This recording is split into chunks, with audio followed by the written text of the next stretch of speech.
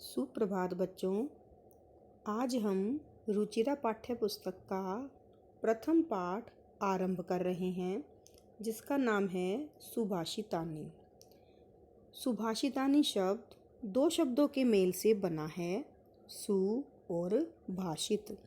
सु का अर्थ होता है सुंदर, श्रेष्ठ, और भाषित का अर्थ होता है वचन।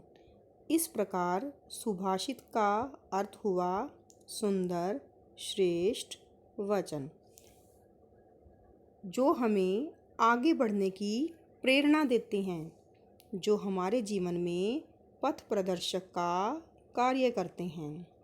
ठीक है बच्चों, सुभाषितानी क्या है? सुभाषितानी सुंदर, श्रेष्ठ वचन हैं जो हमें आगे बढ़ने के लिए प्रेरणा देते हैं और हमारे जीवन में पथ प्रदर्शक का कार्य करते हैं।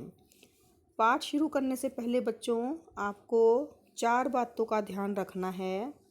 सबसे पहले आपने श्लोक में संकेत लिखना है बच्चों।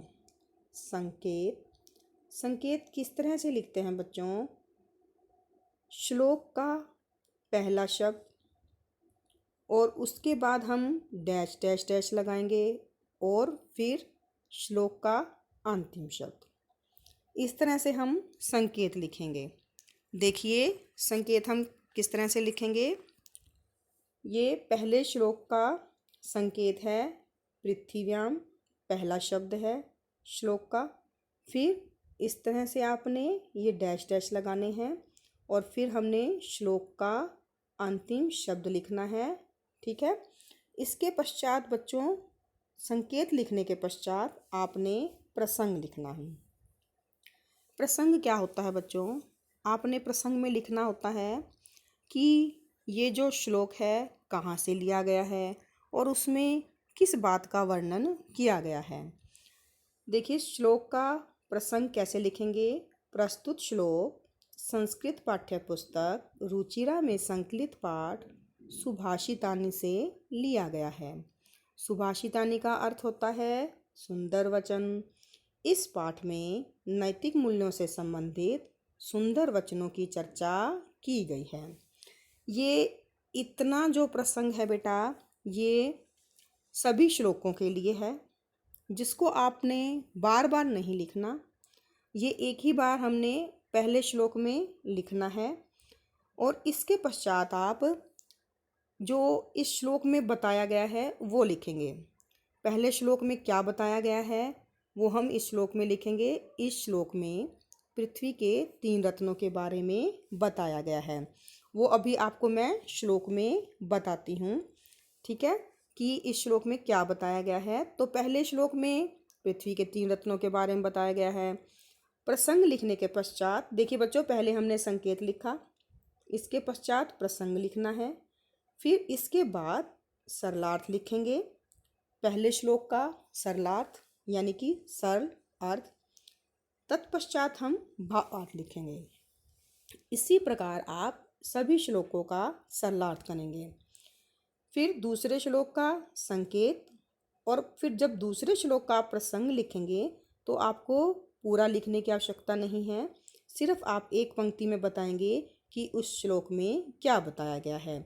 जिस तरह ये दूसरे श्लोक में प्रसंग क्या होगा कि इस श्लोक में सत्य की महिमा का वर्णन किया गया है, तत्पश्चात सरलार्थ और फिर भावार्थ। इसी प्रकार से आप सभी श्लोकों का सरलार्थ करेंगे। देखिए अब पहला श्लोक। हाँ जी। पृथिव्याम त्रीणि रत्नानि जलम अन्नम सुभाषितम। पृथिव्याम, पृथिव्याम पृथ्वी पर। इसमें बच्चों पृथिव्याम में सप्तमी विभक्ति है और एक वचन है। त्रीणि, त्रीणि में बच्चों त्रि शब्द है, नपुंसक लिंग है, प्रथमा विभक्ति है और बहुवचन है। पृथिव्याम पृथ्वी पर, त्रीणि 3, रत्नानि रत्न हैं। पृथ्वी पर 3 रत्न हैं। देखिए कौन कौन से रत्न हैं। जलम, जल यानी कि पानी, अन्नम अनाज, सुभाषितम मधुर वचन। पृथ्वी पर 3 रत्न हैं जल, अन्न और मीठे वचन। मूढ़ई, मूर्ख लोगों के द्वारा। यहाँ पर बच्चों तृतीय विभक्ति बहुवचन है और मूढ़ शब्द है। मूढ़ई, मूर्ख लोगों के द्वारा। पाषाण खंडेषु, पत्थर के टुकड़ों में। रत्न संज्ञा, रत्न की संज्ञा विधीयते दी गई है, परंतु मूर्खों द्वारा पत्थर के टुकड़ों में। आप में भी लगा सकते हैं, को भी लगा सकते हैं। परंतु मूर्खों द्वारा पत्थर के टुकड़ों को रत्नों की संज्ञा दी गई है। अर्थात जो मूर्ख लोग हैं वे पत्थर के टुकड़ों को रत्न समझते हैं। पत्थर के टुकड़े क्या होते हैं बच्चों? यहाँ पर पत्थर के टुकड़ों से अभिप्राय है सोना, चांदी, हीरे। लोग जो मूर्ख लोग हैं इनको रत्न समझते हैं, जबकि असली रत्न तो जल, अन्न और मधुर वचन हैं। देखिए बच्चों, इसी का सलाट फिर से देखते हैं। पृथ्वी पर 3 रत्न हैं, जल, अन्न और मधुर वचन, परंतु मूर्खों द्वारा पत्थर के टुकड़ों को रत्नों की संज्ञा दी गई है। अर्थात मूर्ख लोग पत्थर के टुकड़ों को रत्न समझते हैं, जबकि असली रत्न तो जल, अनाज और मधुर वचन हैं। हाँ जी बच्चे, देखो अभी आपको मैंने प्रसंग बताया था इसका, इसमें आपको क्या बताया गया है? पहले श्लोक में किसके बारे में बताया गया है? इस श्लोक में पृथ्वी के 3 रत्नों के बारे में बताया गया है। ठीक है बच्चों, इस श्लोक में पृथ्वी पर विद्यमान रत्नों के बारे में बताया गया है। आप 3 भी लिख सकते हैं, रत्नों भी लिख सकते हैं। इस श्लोक में पृथ्वी पर विद्यमान रत्नों के बारे में बताया गया है। अब भावार्थ देखिए बच्चों, पहले श्लोक का भावार्थ क्या है? कहने का भाव यह है कि पृथ्वी पर असली रत्न जल, अनाज और मीठे वचन हैं, इसलिए हमें हमेशा मीठे वचन बोलने चाहिए। हाँ जी, देखिए बच्चों दूसरा श्लोक। सत्येन धार्यते पृथ्वी, सत्येन तपते रविः। सत्येन, सत्य से। यहाँ बच्चों सत्येन में तृतीय विभक्ति एक वचन है। धार्यते, धारण की जाती है पृथ्वी। सत्येन पृथ्वी धार्यते, सत्य से पृथ्वी धारण की जाती है। सत्येन, सत्य से। रविः तपते, रवि क्या होता है? सूर्य, सूरज। तपते, तपता है यानी कि जलता है। सत्येन वाति वायुश्च, सत्येन सत्य से, वाति बहती है, वायु जमा च। यहाँ बच्चों संधि है, वायु जमा च, विसर्ग संधि है यहाँ। सत्य से वायु होती है हवा, वाति बहती है, सत्य से ही हवा बहती है। च और सर्वम, सब कुछ। सत्ये प्रतिष्ठितम, सब कुछ सत्य में ही निहित है। सत्य से ही पृथ्वी धारण की जाती है। ठीक है बच्चों, देखिए सत्य से पृथ्वी धारण की जाती है, सत्य से ही सूर्य तपता है, सत्य से ही वायु बहती है, यानी कि सत्य से ही, सत्य के द्वारा ही हवा बहती है, और सब कुछ सत्य में ही निहित है, यानी कि सब कुछ सत्य में ही समाया गया है। देखिए बच्चों, अब श्लोक पढ़ने के बाद आपको पता चला कि प्रसंग क्या है इसका। इस श्लोक में क्या बताया गया है?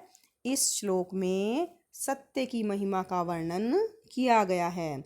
महिमा भी लिख सकते हैं आप, सत्य के महत्व को बताया गया है, इस तरह से भी आप लिख सकते हैं।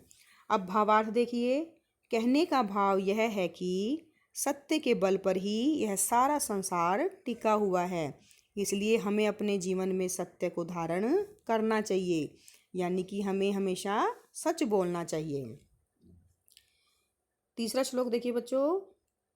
दाने तपसे शौर्ये च विज्ञाने विनयने विस्मयो न हि कर्तव्यो बहुरत्ना वसुंधरा। बच्चों देखिए, दाने, तपसी, शौर्य, विज्ञाने, विनय, नय, इन सभी में सप्तमी विभक्ति एक वचन है और अधिकरण कारक है। इसलिए जब हम इनकी हिंदी करेंगे तो में लगाएंगे। दाने, दान में, तपसी, तपस्या में, शौर्य, वीरता में, च का अर्थ होता है और, विज्ञाने, विज्ञान में, विनय, विनम्रता में, नए, नीति में। विस्मयो, विस्मय होता है आश्चर्य, न, नहीं, कर्तव्यो, करना चाहिए, आश्चर्य नहीं करना चाहिए। क्यों नहीं करना चाहिए? क्योंकि बहुरत्ना वसुंधरा, जो हमारी धरती है वो बहुरत्ना यानी कि अनेक रत्नों वाली है। इसी को फिर से देखिए बच्चों, दान में, तपस्या में, वीरता में, विज्ञान में, विनम्रता में, और च क्या होता है? और, नीति में आश्चर्य नहीं करना चाहिए क्योंकि धरती अनेक रत्नों वाली है। ठीक है बच्चों, आश्चर्य नहीं करना चाहिए क्योंकि धरती अनेक रत्नों वाली है। बच्चों जो कर्तव्य शब्द है इसमें क्री धातु है और तव्यत प्रत्यय है। अब देखिए बच्चों, इस श्लोक को पढ़ने के बाद आपको क्या पता चला कि इस श्लोक में क्या प्रसंग बनेगा। इस श्लोक में बताया गया है कि हमें धरती पर किसी विशिष्ट वस्तु या व्यक्ति को देखकर आश्चर्य नहीं करना चाहिए। ठीक है बच्चों, प्रसंग क्या है इसमें? आपने सिर्फ एक ही पंक्ति लिखनी है। इस श्लोक में बताया गया है कि हमें धरती पर विद्यमान किसी विशिष्ट वस्तु या व्यक्ति को देखकर आश्चर्य नहीं करना चाहिए। अब इसका भावार्थ देखिए बच्चों। कहने का भाव यह है कि हमें अपने गुणों पर घमंड नहीं करना चाहिए। क्यों नहीं करना चाहिए घमंड? क्योंकि इस धरती पर एक से बढ़कर एक रत्न विद्यमान है। फिर से देखिए भावार्थ। कहने का भाव यह है कि हमें अपने गुणों पर घमंड नहीं करना चाहिए क्योंकि इस पृथ्वी पर एक से बढ़कर एक रत्न विद्यमान है। हाँ जी बच्चों, आज हमने 3 श्लोक किए हैं। आपको जैसे मैंने बताया है आप उसी तरीके से सभी बच्चे सरलार्थ करेंगे। पहले संकेत लिखेंगे, फिर प्रसंग लिखेंगे, उसके पश्चात सरलार्थ लिखेंगे और फिर भावार्थ करेंगे। सभी श्लोकों में आपने इसी क्रम से काम करना है। अगर आपको फिर भी श्लोक में कहीं कुछ समझ ना आया हो तो आप कक्षा में मुझसे पूछ सकते हैं। धन्यवाद बच्चों।